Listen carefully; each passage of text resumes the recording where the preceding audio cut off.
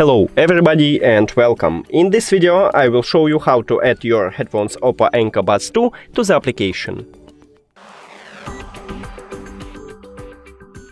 You have to start by pair your headphones with a phone. So open Settings, Connected Devices, now click Pair New Device.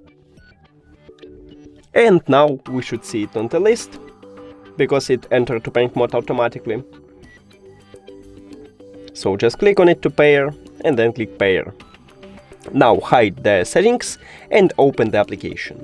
Click Add, Allow.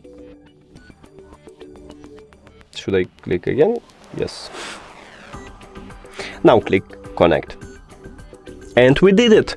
Thank you for watching this video. If you found it helpful, please consider subscribing to channel and leave the like on the video. It's really important to us. See you later!